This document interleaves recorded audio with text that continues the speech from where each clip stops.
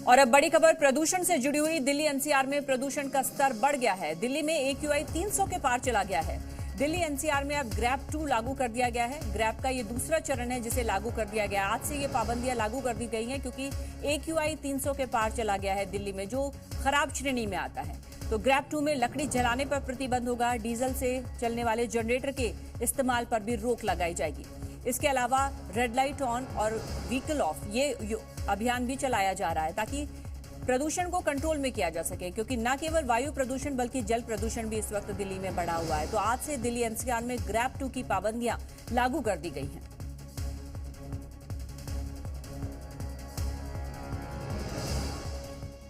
Delhi NCR में बढ़ते वायु प्रदूषण को देखते हुए ग्रैप के दूसरे चरण की पाबंदियां लागू करने का फैसला लिया गया है। जनरेटर के इस्तेमाल पर सख्ती कर दी गई है। बताया गया कि मौसम विभाग की ओर से मिले आंकड़ों की व्यापक समीक्षा के बाद यह निर्णय लिया गया है। दिल्ली में गुनगुनी ठंड की शुरुआत हो चुकी है। जैसे जैसे तापमान गिर रहा है, प्रदूषण का मीटर ऊपर चढ़ता जा रहा है। ज्यादातर इलाकों में AQI 300 के पार पहुंच चुका है। ग्रैप के दूसरे चरण की पाबंदियों के तहत चिन्हित सड़कों पर हर रोज वैक्यूम स्वीपिंग और पानी का छिड़काव करने के निर्देश दिए गए हैं।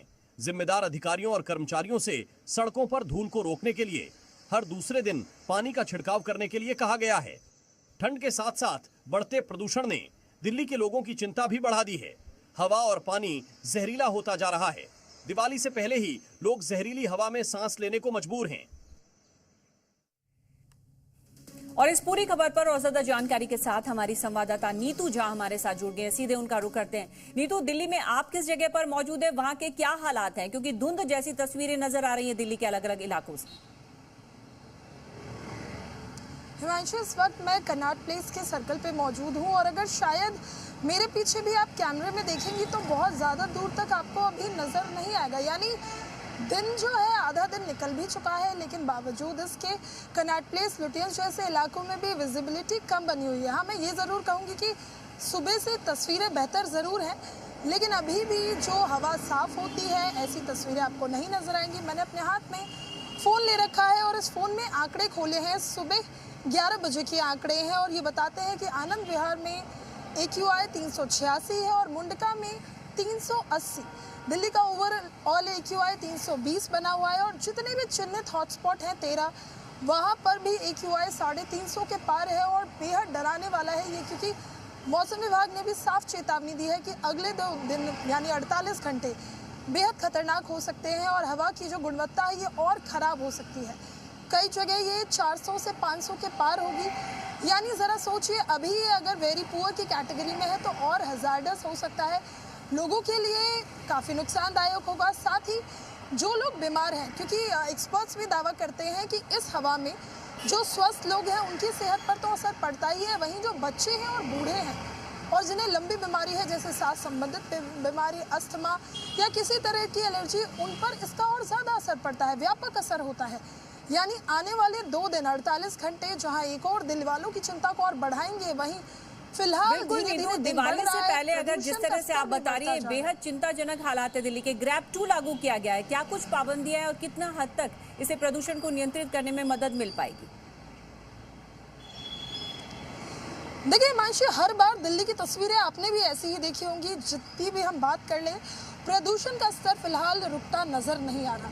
ग्रेप 1 लागू हुआ, बावजूद इसके दिल्ली में प्रदूषण अब वेरी पुअर की कैटेगरी में पहुंच गया। अगर आप पाबंदियों की बात करें तो डीजल पेट्रोल से चलने वाले जनरेटर्स पर रोक लगा दी गई है। RWA को भी आदेश दिए गए हैं, हिदायत दी गई है कि आप ये ज़रूर आश्वस्त करें कि इलाके में कहीं भी कोयला ना जले, लकड़ी ना जले। अगर लोगों को इस्तेमाल करना है तो वो इलेक्ट्रिक हीटर का इस्तेमाल करें। पार्किंग का शुल्क बढ़ा दिया गया है जिससे लोग अपने घरों से गाड़ियाँ कम लेकर निकले। लोगों को हिदायत दी जा रही है कि आप जो व्हीकल्स हैं अपने घर से लेकर ना जाएं, मेट्रो का इस्तेमाल करें, बस का इस्तेमाल करें।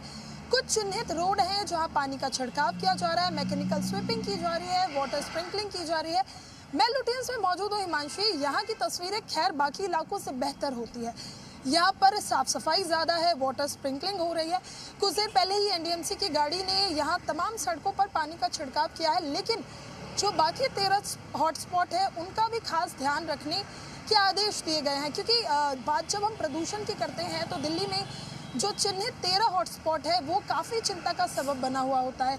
ऐसे में सरकार ने आदेश दिए हैं कि वहाँ पर वाटर स्प्रिंकलिंग हो, पानी का छिड़काव किया जाए, मैकेनिकल स्वीपिंग हो। अगर कोई कंस्ट्रक्शन कहीं हो रहा है तो वो पूरी तरह से बंद हो और वहाँ पर भी पानी का छिड़काव हो, जिससे धूल जो है वो ना फैले। दिल्ली में अभी गड्ढों को भी भरने का काम जारी है। तमाम सड़कें हैं उन्हें चुना गया है, वहाँ पे गड्ढे बढ़े जा रहे हैं, जिससे किसी भी तरह से ये जो धूल होती है दिल्ली में कंस्ट्रक्शन साइट्स पर, सड़कों पर, इस पे रोक लग सके। बिल्कुल, तमाम उपाय हैं जो ग्रैब 2 के अंदर पाबंदियां लगाई गई है, अगर उनको साकार तरीके से लागू कर दिया जाए तो कुछ हद तक तो मदद जरूर मिलेगी प्रदूषण को काबू करने के लिए। बहुत बहुत शुक्रिया नीतू इस तमाम जानकारी के लिए। और अब रुक करते हैं अगली बड़ी खबर का, जो यूपी के बुलंदशहर से आ रही है, जहां पर एक सिलेंडर ब्लास्ट हुआ है और सिलेंडर ब्लास्ट का वीडियो सामने आ गया है। ये एक्सक्लूसिव वीडियो सामने आया है हादसे में, जिसमें 6 लोगों की मौत हो गई और इस हादसे में 2 मंजिला मकान जमींदोज हो गया है। इसका वीडियो अब सामने आ गया है। ये देखिए वो खतरनाक वीडियो ब्लास्ट का जो यूपी के बुलंदशहर से सामने आया। एक 2 मंजिला मकान था जो पूरा धमाके के बाद जमींदोज हो गया है। बड़ा ब्लास्ट था और इसमें 6 लोगों की मौत हो गई थी। फिलहाल ये वीडियो सामने आया कि किस तरह से कितना तेज ये धमाका हुआ था। सिलेंडर में ब्लास्ट था जिसके चलते मकान ही ढह गया। 6 लोगों की इसमें मौत भी हुई है। ये जी भारत पर इस वक्त आप उसका एक्सक्लूसिव वीडियो देख रहे हैं। इस धमाके के बाद का ये वीडियो है जो सामने आ चुका है। कितना तेज और जोरदार ये धमाका था कि एक 2 मंजिला मकान पूरी तरह से ढह गया और जमींदोज हो गया। 6 लोगों की इसमें जान चली गई। ऑक्सीजन सिलेंडर था जिसमें ब्लास्ट के चलते 6 लोगों की मौत हो गई। यूपी के बुलंदशहर में आज ये भयानक हादसा हुआ है और ये जानलेवा साबित हुआ जब एक ऑक्सीजन सिलेंडर फट गया। इस समय खड़े बुलंदशहर के सिकंदराबाद इलाके के आशापुरी कॉलोनी में, जहां पर बीती रात एक सिलेंडर ब्लास्ट हुआ था। उस ब्लास्ट में 6 लोगों की मौत हो गई, जिसमें कि एक नाबालिग बच्चा भी शामिल था। मेरे पीछे आप देख सकते हैं, मैं अपने साथी को बोलूंगा कि पीछे जो घर है, जिस घर में ब्लास्ट हुआ था, किस तरीके से जो घर की दीवारें हैं, लेंटर है, वो पूरे तरीके से जमींदोज हो चुका है। बिल्कुल पूरी तरीके से जो मकान है वो गिर चुका था। बताया जा रहा है कि इस घर में रुखसाना नाम की एक महिला है जिनका इलाज चल रहा था। वो पिछले काफी समय से बीमार थी और उनका इलाज के दौरान ही वो घर में ऑक्सीजन सिलेंडर मौजूद था और ऑक्सीजन उनको दी जाती थी।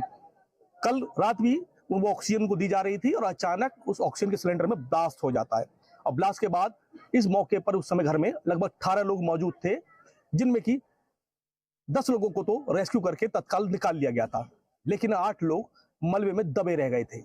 और मलबे में दबे रहने के बाद जब रेस्क्यू निकाला गया तो मौके पर ही 5 लोग मृत निकले।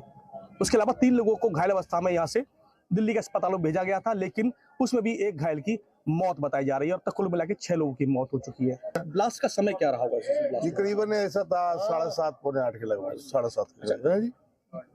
हाँ 7:30 पौने 8 बजे। पुलिस प्रशासन कहना है कि आगे भी जांच लगातार जारी रहेगी कि आखिर ब्लास्ट की वजह क्या थी।